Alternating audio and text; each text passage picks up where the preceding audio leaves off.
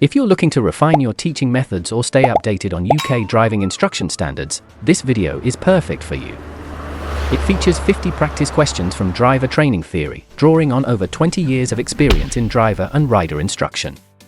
Pause the video, answer each question before the countdown ends, and see how many you can get right. Let's find out how well you do.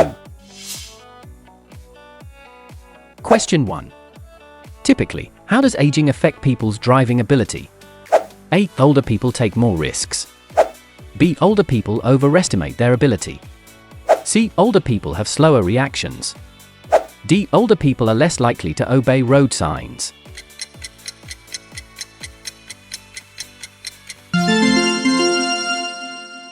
As people age, their reactions tend to slow, and they can take longer to assess hazards.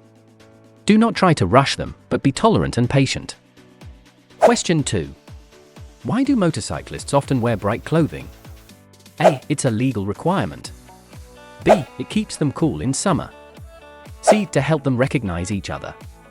D. To make it easier for other road users to see them.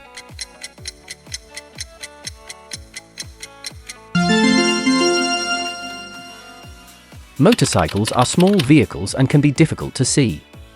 If the rider wears bright clothing, it can make it easier for other road users to see them approaching, especially at junctions. Question 3. How much verbal instruction is needed to help a pupil attain a good standard of driving? A. A constant amount throughout, regardless of competence. B. The more as the test date approaches. C. Just enough to be sure they understand what's required. D. None, once they reach test standard.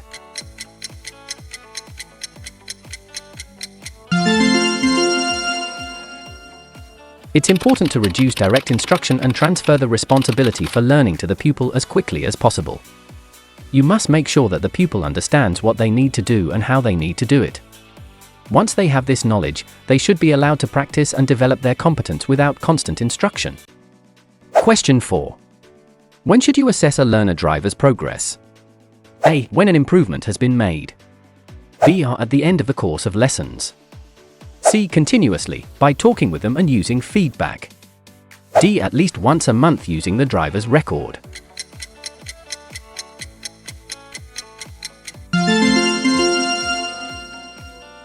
In client-centered learning, there should be lots of opportunities for you to observe how your pupil's learning is going.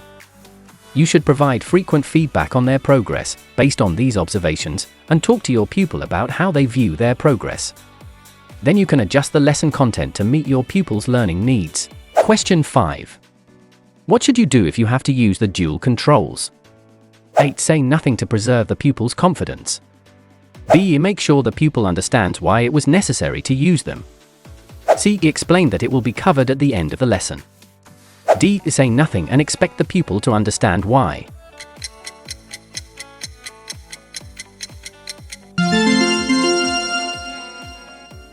If a serious incident occurs that requires you to use the dual controls, it's vital that the pupil fully understands what happened and how they could have avoided the situation or dealt with it better.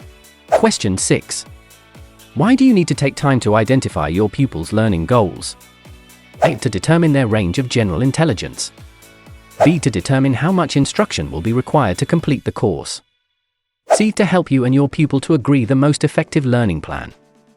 D. To confirm the final cost of their driver training.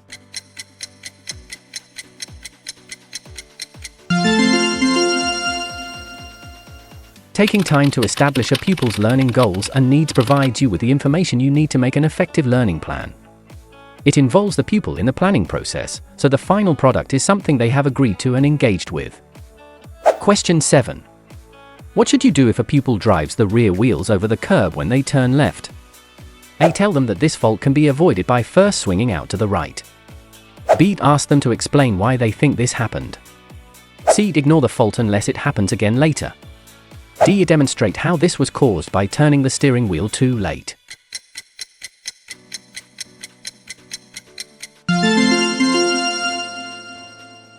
Learning is far more effective when a pupil can identify for themselves the reason why something has gone wrong. If they cannot work it out, you can help them to understand with an explanation or a diagram. When they understand the problem, the pupil should then practice this maneuver. Question 8. If you provide a demonstration of a skill in a lesson, how should you follow it up? A. With an opportunity for the pupil to practice the skill. B. Encourage the pupil to search for online videos. C. Encourage the pupil to ask other drivers to demonstrate the skill. D. With the introduction of a new subject.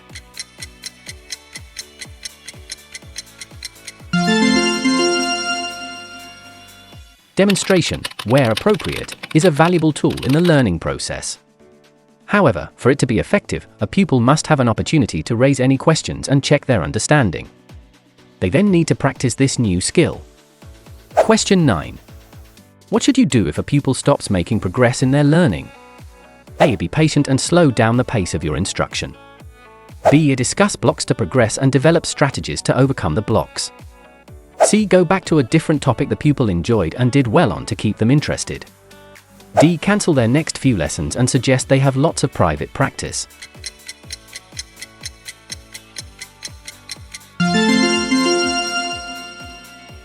Learning is not always a continuous process. Sometimes pupils simply need time to consolidate learning before moving on. On other occasions, there may be something blocking progress. You should work with the learner to understand what's happening and agree how to move on. Question 10. What's the term used to describe when associations are made with previously learned skills and knowledge? A. Learning plateau. B. Transfer of learning. C. Cognitive scaffolding. D. Reflective practice.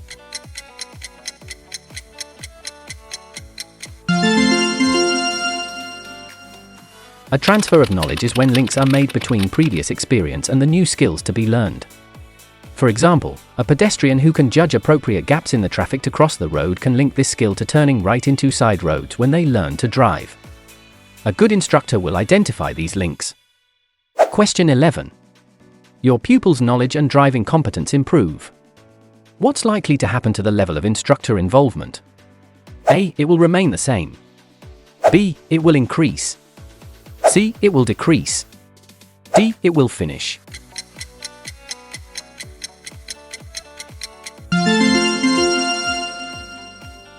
Detailed instruction should decrease as the pupil's ability increases. An instructor should not be controlling the pupil all of the time. This takes the initiative away from the pupil and could be considered over-instruction. Question 12. You're teaching a pupil who continually drives too fast. What should you do to correct this problem? A. Explain what can happen as a result of driving too fast. B. Impose a speed limit that's lower than everyone else's.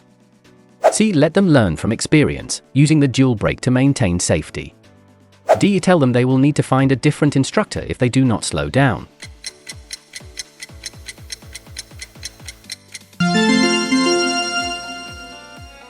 Simply telling a pupil that they're driving too fast is not sufficient.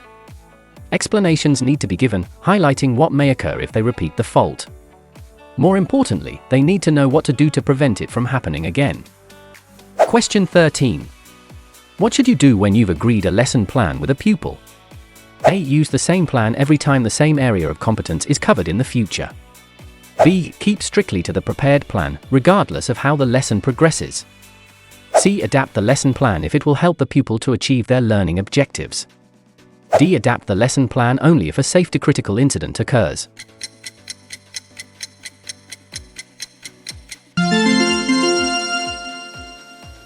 You should agree a plan with your pupil at the start of a lesson.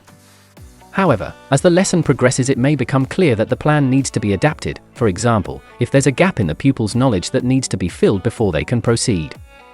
You should agree with your pupil how to deal with that gap, even if it means changing the original lesson plan.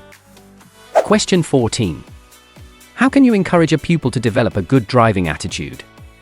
A. By discussing the risks in different situations. B. By imposing your will as the instructor. C. By letting them learn from experience. D. By asking them to study the instruction manuals.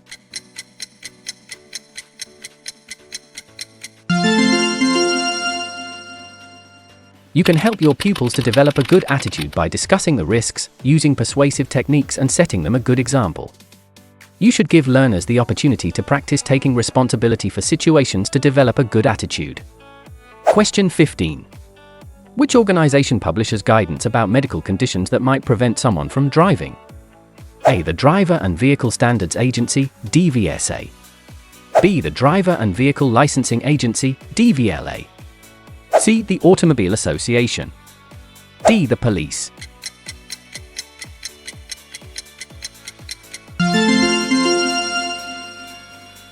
Any medical condition that would affect your driving must be reported to the DVLA Drivers Medical Group or, in Northern Ireland, the DVA Drivers Medical Section.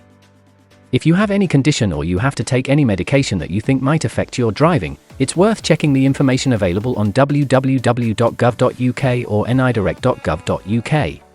Question 16. What should an instructor do when they see their pupil commit a driving fault? A. Discuss it at the earliest opportunity. B. Always tell them it's a fault on the driving test. C. Ignore it and continue with the lesson. D. Talk about it at the end of the lesson.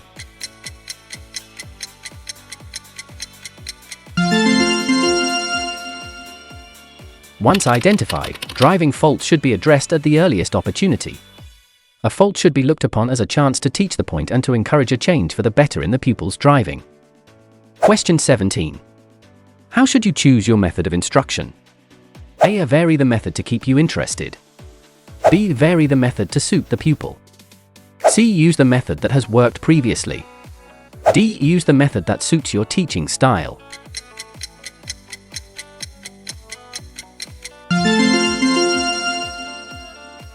A good instructor will be able to teach in a variety of different ways and adjust their method to suit the individual needs of each pupil. Pupils will come with all levels of ability and different learning styles, and training should be planned and delivered accordingly.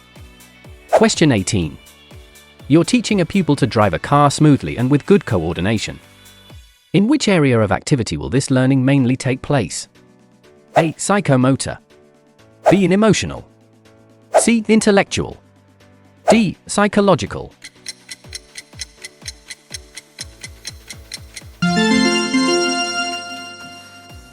Psychomotor activities relate to practical skills. When driving a vehicle, a pupil will need to learn how to use each control competently.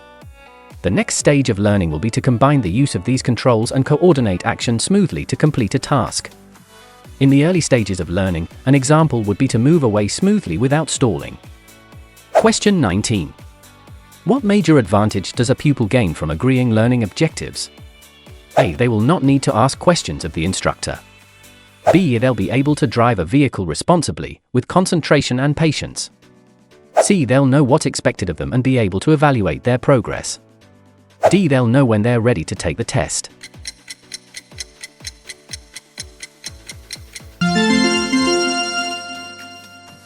Agreeing learning should be a two-way process. You can contribute your understanding of what has to be achieved, and the learner can contribute their objectives and understanding.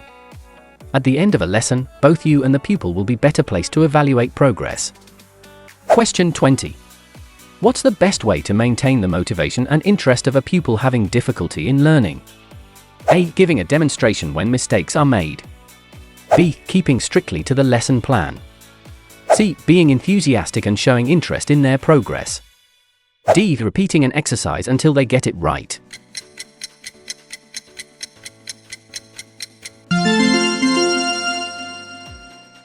Motivation and interest can be stimulated through success. It's important that you structure lessons to allow pupils to make progress. Even small successes are important to pupils who are finding learning difficult. Question 21. Part of the MSM routine is referred to by the abbreviation PSL. What does PSL stand for? A. Position, slow down, lifesaver. B. Position, signal, look. C. Position, speed, look. D. Position, speed, lifesaver.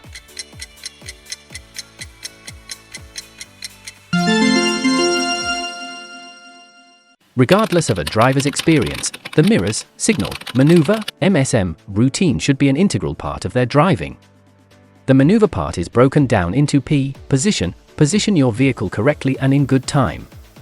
S. Speed, adjust your speed as necessary for the maneuver.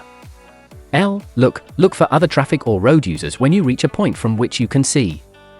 Assess the situation, then decide whether it's safe to proceed and act accordingly.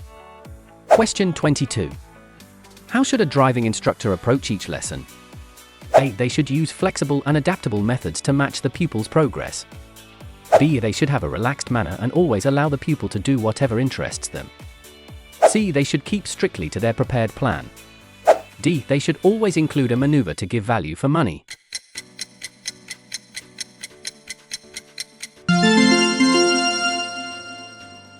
While a driving instructor should have a prepared plan for each lesson, there needs to be flexibility in how it's delivered. If one teaching method is not successful, then other methods need to be tried to find one that works for the pupil. Question 23. What can happen if an instructor's expectations of a pupil are too high? A. The pupil will progress at their own rate. B. The pupil's learning is reinforced. C. The pupil's confidence can be damaged. D. The pupil's confidence will improve.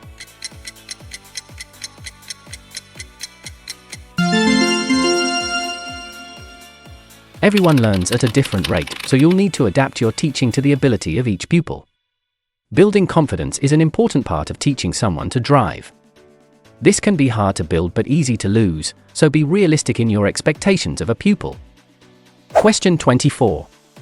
You give instruction in short, progressive steps. What's this teaching technique likely to lead to? A. A sense of boredom in the pupil. B. The completion of the lesson in a shorter time. C. A lack of coordination in driving the vehicle. D. A sustained interest from the pupil.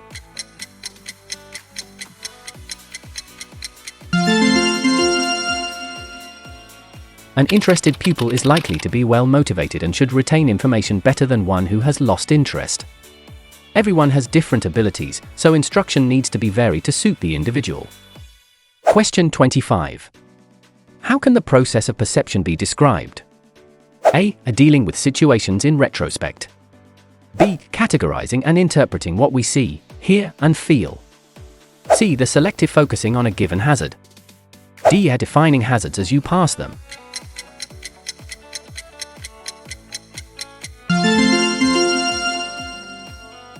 This is important because, when a learner encounters something on the road for the first time, they may not be able to decide whether it represents a risk. So they might not take the right action. With experience, they'll use the information available and get better at assessing risk. Question 26. What should be established through an appropriate use of open questions? A. The pupil's thoughts, values, and opinions when learning to drive. B. The pupil's ability to manage their nerves. C. The pupil's degree of aptitude and psychomotor skills. D. If the instructor and the pupil have any interests in common.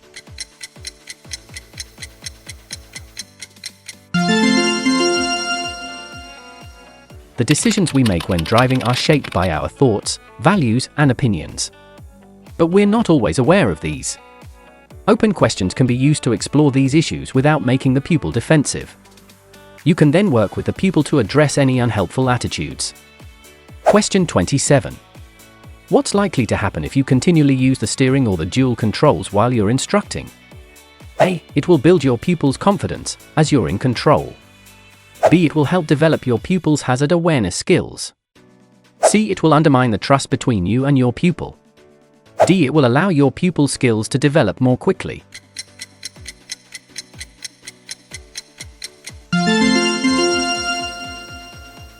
If you need to use the dual controls, you must make sure the pupil understands why you've done so. If you need to use the dual controls often, it suggests that you've overestimated your pupil's ability and are asking too much of them. If you do not recognize this, your pupil may lose confidence and the trust between you may begin to break down. Question 28. A pupil's driving is well below driving test standard. What should you do if they insist on taking the driving test? A. Allow them to use your car if it's fitted with dual controls. B. Refuse to allow them to use your car for the test. C. Take them to their test just to prove that you were right. D. Allow them to take the test but make the examiner aware.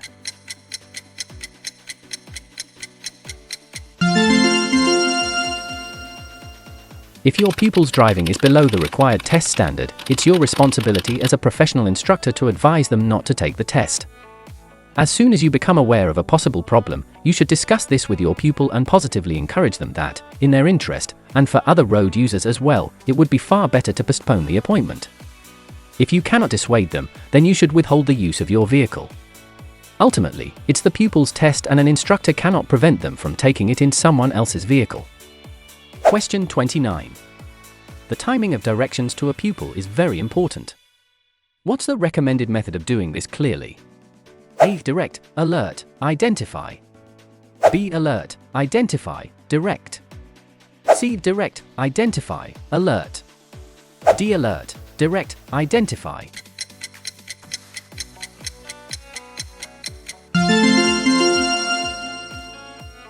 A pupil needs time to react to an instructor's directions. It's recommended that an instructor uses the alert, direct, identify procedure. For example, at the roundabout, alert them and gain their attention. Take the road off to the right, it's the third exit, direct them. It's signposted to Bristol, identify. Question 30. What's the most likely outcome of using attainable learning targets for a pupil under instruction? A. They'll provide reinforcement of the pupil's progress.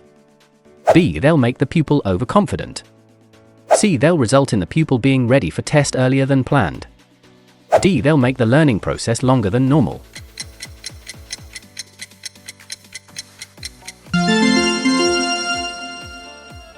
Learning targets should be realistic and attainable. Reaching a learning target will reinforce a pupil's progress. Setting objectives that are too ambitious or too complex is more likely to demotivate pupils. Question 31. A novice driver is able to steer a straight course. How could you help them further improve their steering skills?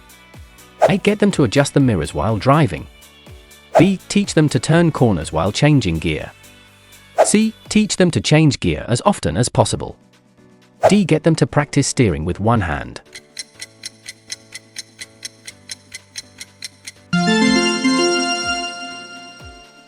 At the correct stage in a pupil's development, it's beneficial to practice steering the vehicle with one hand. They should then find it easier to change gear, operate another control or give arm signals as and when appropriate. Any tendency to drive with one hand without good reason should be strongly discouraged. Question 32. What should you do when teaching a profoundly deaf pupil? A. Learn sign language to give instructions. B. Treat them the same as a hearing pupil to avoid discrimination. C. Write down all the directions for the route. D. Give instructions slowly and distinctly while stationary.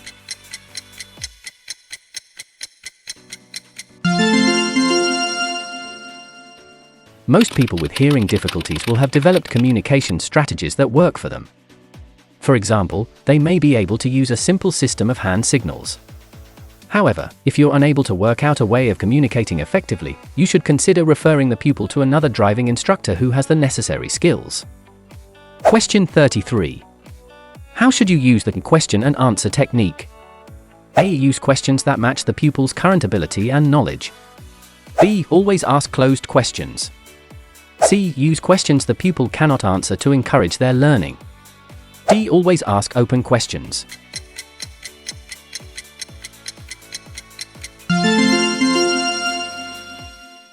Questions that require a simple yes or the no are of limited value to a learner with higher ability.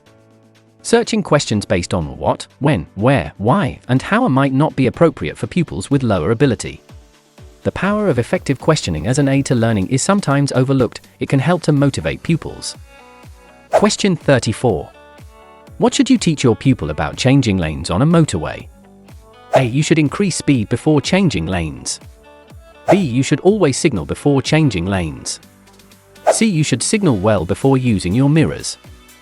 D. You should start the MSM routine in good time.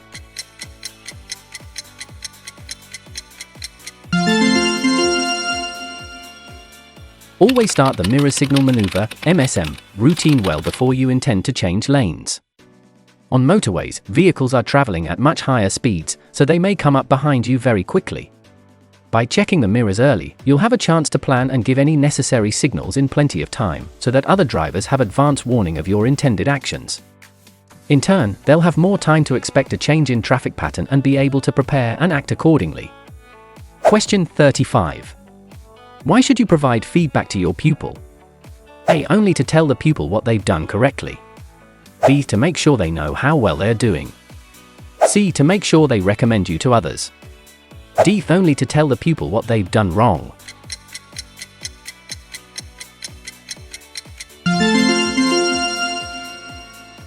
If a pupil is to make effective progress, they must have an accurate idea of how well they are doing.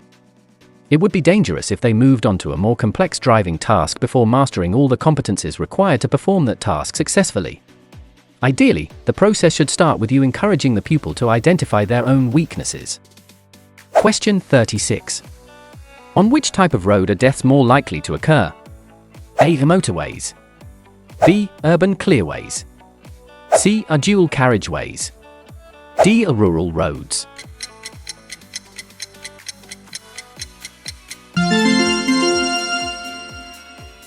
Deaths are disproportionately likely to occur on rural roads. That's why it's important to make sure your pupils spend enough time practicing on this type of road.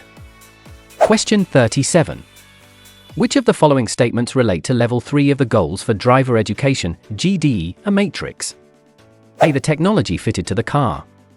B. The time pressure a driver is under. C. The hazards encountered during the journey. D. The driver's ability to monitor their speed.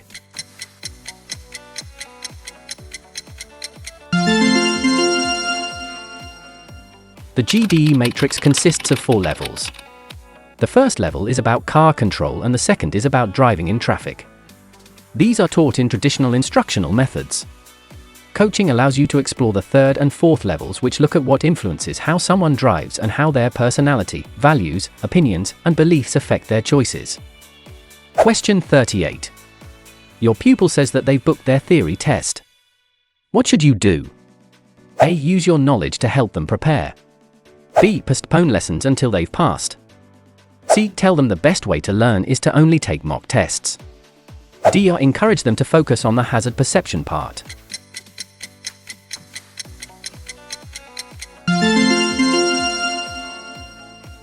DVSA encourages its customers to learn both the theory and practical elements of driving together. Being able to apply the theory will help them to understand and remember what they've learned. You should make sure you have a good knowledge of the content so that you can support your pupils to prepare. Question 39. What are the benefits of an equal partnership between you and your student? A. You have less responsibility for planning lessons. B. It guarantees you will always be using the correct teaching style. C. Your student is more likely to retain the learning. D. Your student is less likely to make a complaint about you.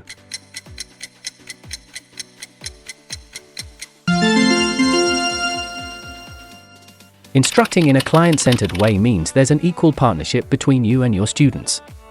This has several benefits, one of the main ones being your student feels more responsible for their learning and is more likely to remember the knowledge. Question 40. What are mnemonics useful for? A. Holding pupils' attention. B. Solving problems. C. Increasing understanding. D. Developing long-term memory.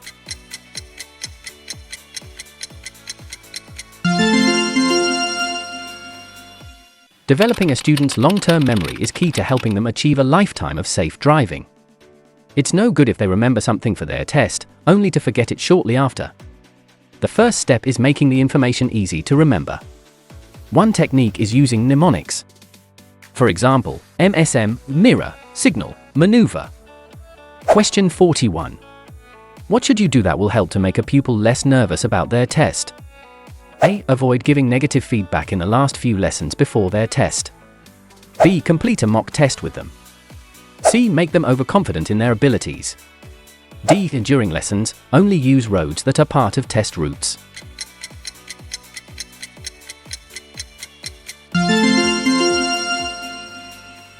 Mock tests help your pupils know what to expect on the day of their test. They also help you to assess their test readiness. Question 42. You have recorded a driving lesson to share on your social media site. What is something you must consider? A. That your client's driving shows good practice throughout. B. Turning off comments and replies to avoid inappropriate language. C. That you must first request permission from DVSA. D. The protection of your client's personal information.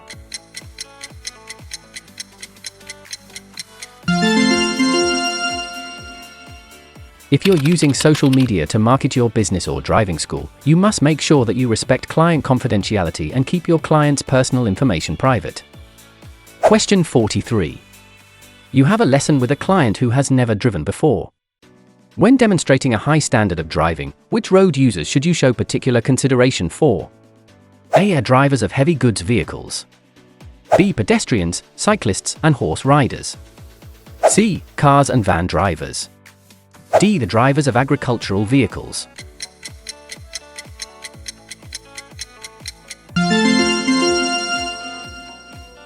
It's important to teach your students that certain road users are more likely to be injured in the event of a collision. You should demonstrate this by showing particular care around pedestrians, cyclists, and horse riders. Question 44. You have a lesson with a new pupil. What must you do in the first lesson? A. Check that they can read a number plate from the statutory distance. B. Discuss with them when they should apply for their driving test. C. Make sure they can answer all show me, tell me a vehicle safety questions. D. Teach them how to safely perform an emergency stop.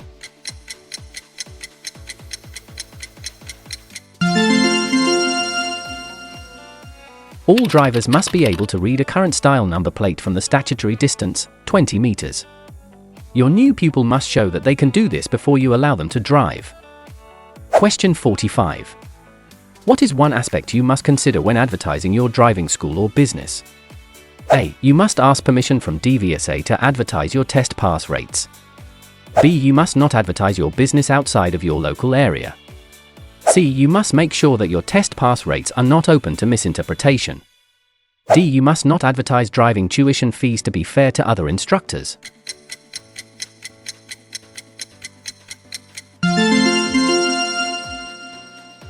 It's important that your advertised pass rates are not open to misinterpretation. You should be prepared to verify and explain the calculation used to create your advertised rates. Question 46. A client is unhappy with the service they have received from a driving instructor. Who should they contact first? A. The driving instructor or driving school. B. Their local Citizens Advice Bureau. C. The approved driving instructor, ADI, registrar. D. DVSA Public Liaison Team.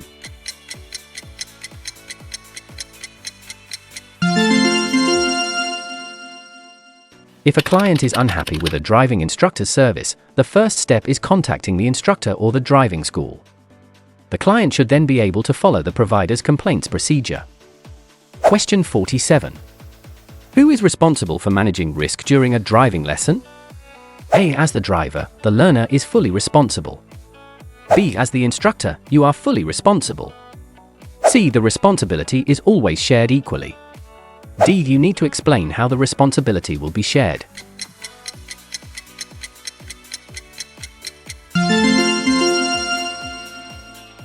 You need to discuss with your customer how the responsibility for managing risk will be shared. In the early stages, when a customer is focused on control of the vehicle, you will take more responsibility. As their ability increases, it's appropriate for them to take more responsibility for their own safety and the safety of other road users. Question 48. What is one benefit of using the driver's record? A. It allows you to see the private practice your pupil does. B. It helps to keep a record of your pupil's progress. C. It speeds up a pupil's learning so they're ready for tests sooner. D. It allows you to keep track of which learner drove your car.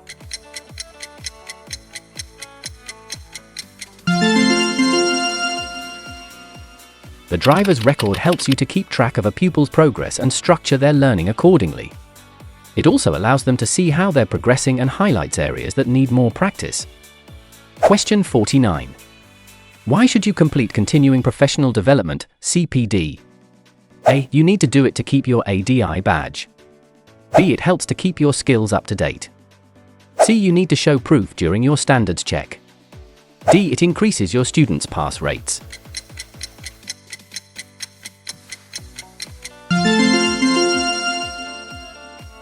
Although CPD is voluntary, there are definitely advantages to undertaking it. The technology in cars changes and instructional techniques are updated. Keeping informed of these changes is beneficial for both you and your students. Question 50. Should you regularly praise your clients? A. No. This might be distracting for them. B. No. This could make you appear inappropriate. C. Yes. Praise helps to build confidence. D. Yes. Always avoid mentioning mistakes.